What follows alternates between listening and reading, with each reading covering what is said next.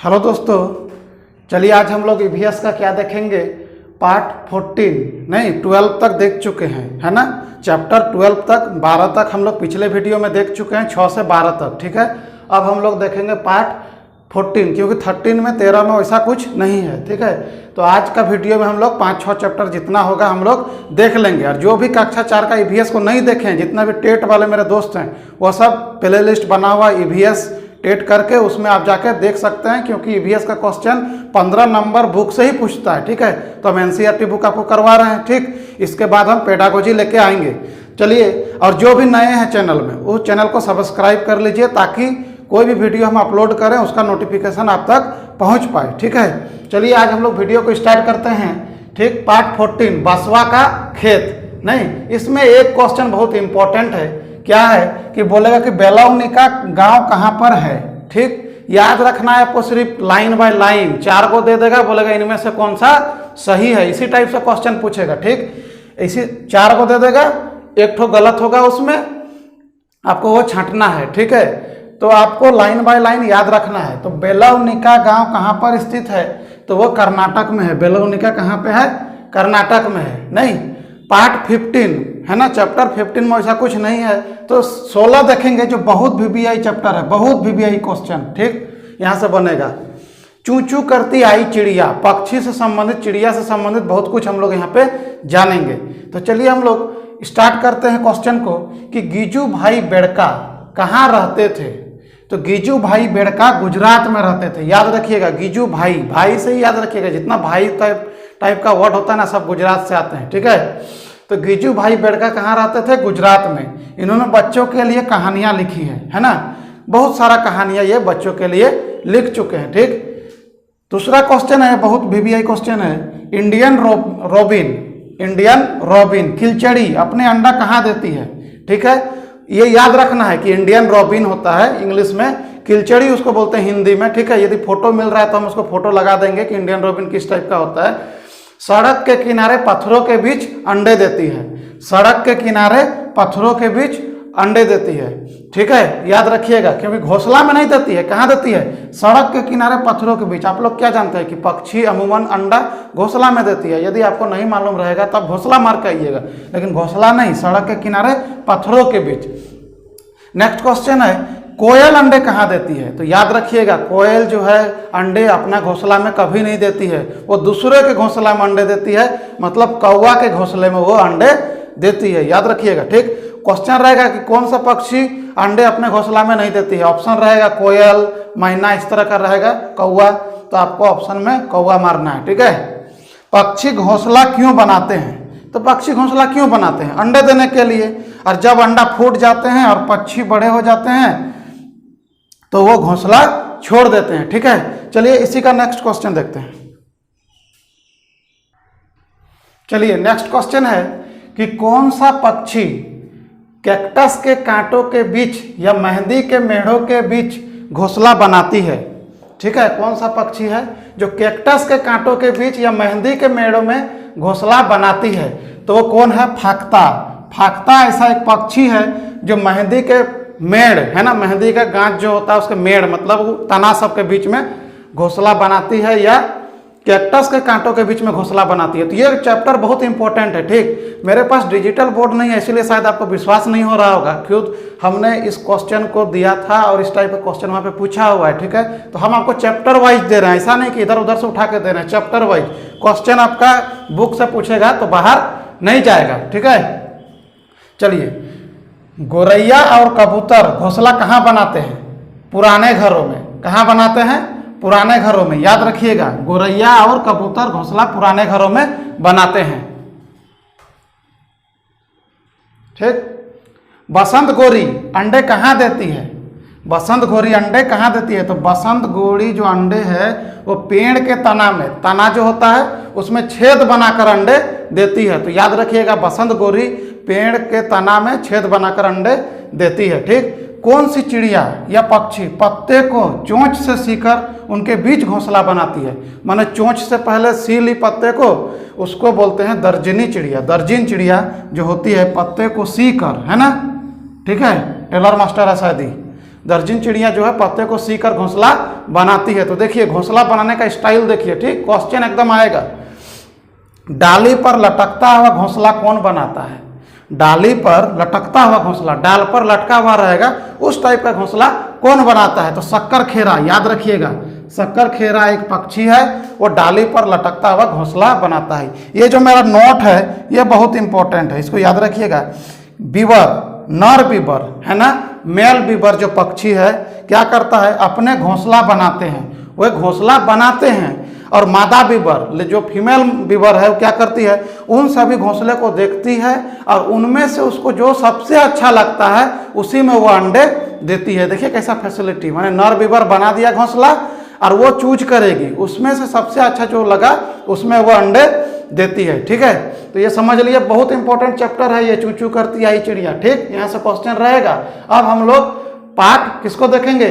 Part देखेंगे 17।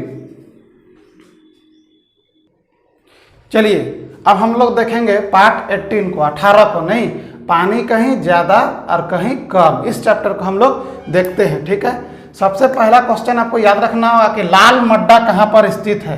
नाल मड्डा कहाँ पे स्थित है? नहीं, तो नाल मड्डा जो है वो आंध्र प्रदेश में स्थित है, याद रखिएगा। ठीक है, होलीगुंड, होलीगुंड कहाँ पे है?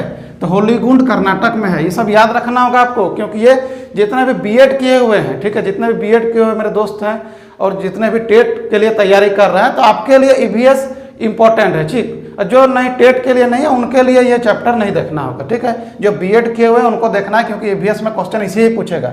होलीगुंड में बच्चों के पंचायत को क्या कहा जाता था? पूछेगा कि होलीगुंड में बच्चे को पंचायत को क्या कहा जाता था, तो आपको याद रखना होगा भीमा संघ, भीमा संघ कहा जाता था। ठीक है, पानी की टंकी को साफ करने का कदम किसने उठाया? तो पानी का टंकी को जो साफ करने का कदम उठाया था वो भीमा संघ के बच्चों ने उठाया था। ठीक है, क्वेश्चन रहेगा। ठीक, हर एक चैप्टर से आपको कॉन्फिडेंस के साथ जाना होगा, कुछ भी क्वेश्चन पूछ सकता है। तो चलिए हम लोग फिर नेक्स्ट 19 चैप्टर को देखते हैं। चलिए अब हम लोग पार्ट 19 को देखेंगे। ये बहुत इंपॉर्टेंट है, हर एक बार क्वेश्चन बना हुआ है, आपका स्क्रॉल कर रहा है क्वेश्चन, आप देखिए। ठीक है, बरगद की लटकी हुई शाखाएं क्या है? यदि बरगद का पेड़ हम लोग गांव घर में देखे हैं तो जो शाखाएं लटकी रहती है ना, जड़, जिसमें हम लोग झूलते हैं गांव में, उसको हम लोग क्या बोलेंगे? तो जड़ बोलेंगे। क्या बोलेंगे? जड़ बोलेंगे।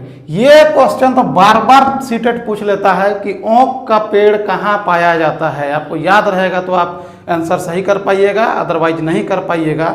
तो ओक का पेड़ जो है वो ऑस्ट्रेलिया में पाया जाता है, याद रखिएगा। VBI क्वेश्चन 110% करके क्वेश्चन पूछा हुआ है, आपका स्क्रीन में क्वेश्चन हम दिखा, यदि जगह होगा तो हम दिखाएंगे। ठीक है, इस पेड़ की जड़ें, नोट में याद रखिएगा, ये अपने आप में हर एक लाइन इंपॉर्टेंट है। ठीक, इस पेड़ की जड़ें पेड़ की लंबाई की 30 गुना गहराई तक जाती है।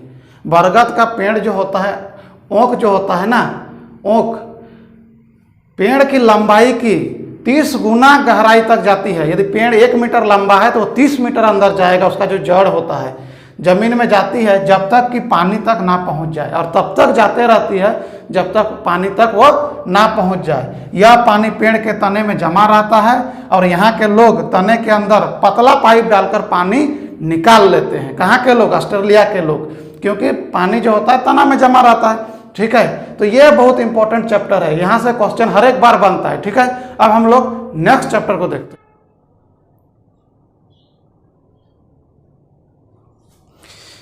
चलिए नेक्स्ट चैप्टर है, असम में मनाया जाता है। और कब? जब चावल का फसल आने पर 14 या 15 जनवरी को। ठीक है, या 1 या 2 माघ को असम कैलेंडर के अनुसार मनाया जाता है। ठीक है, भेला घर किससे बनता है? याद रखिएगा, भेला घर जो है वो बांस से बनता है। किससे बनता है?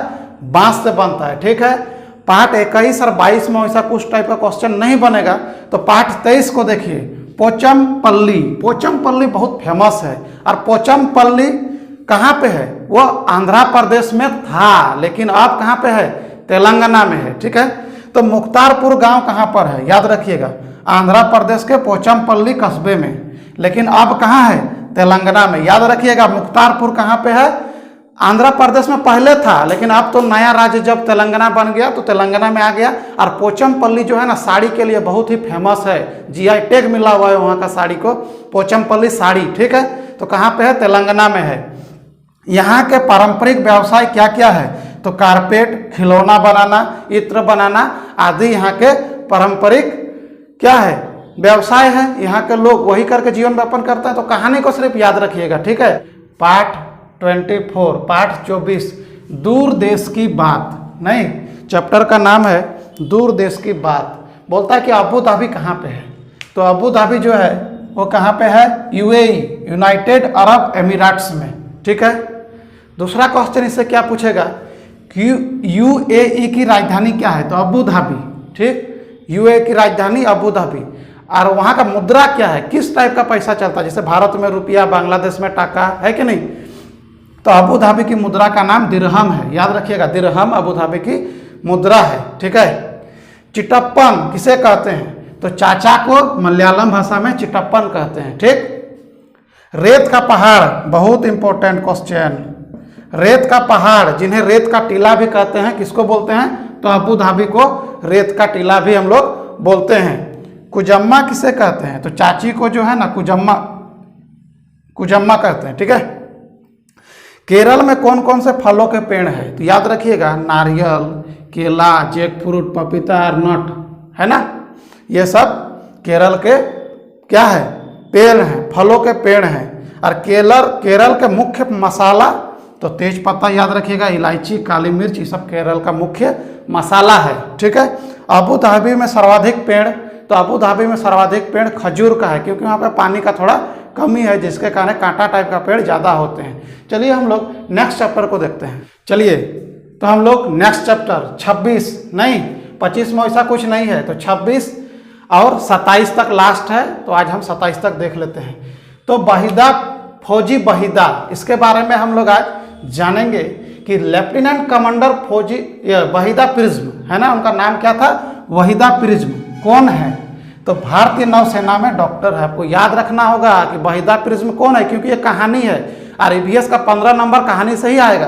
तो वहीदा प्रिज्म कौन है? तो वो एक डॉक्टर है।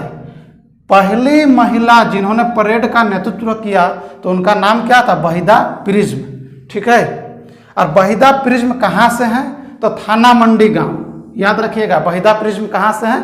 थाना मंडी गांव। और थाना मंडी गांव कहाँ पे है? तो थाना मंडी गांव जम्मू कश्मीर के राजौरी जिले में है। ठीक है, आप हमको कमेंट में बताइएगा कि जम्मू कश्मीर केंद्र शासित प्रदेश है या राज्य है। ठीक है, इससे भी क्वेश्चन बना हुआ है, जब हम क्वेश्चन कराएंगे तो आपको विश्वास होगा।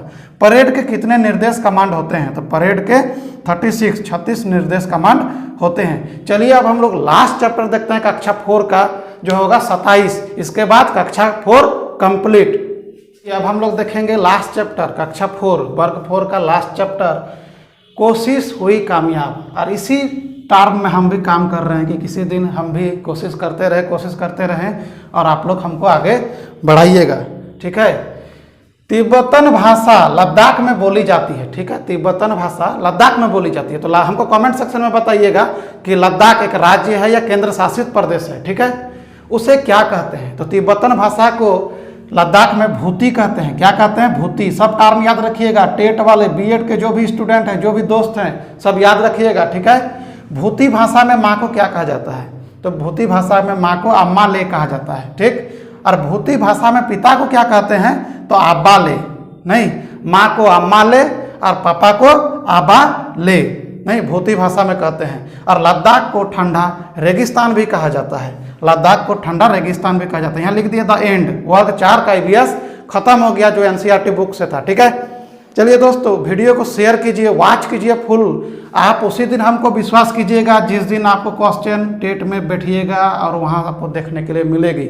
अभी आप हमको विश्वास शायद नहीं कीजिएगा क्योंकि है। तो चलिए हम लोग मिलते हैं नेक्स्ट वीडियो में, जो क्या होगा? क्लास 5 से होगा। ठीक, 5 हम 3, 4 कंप्लीट, 5 करेंगे, इसके बाद 6 करेंगे। ठीक है, मिलते हैं हम लोग कल।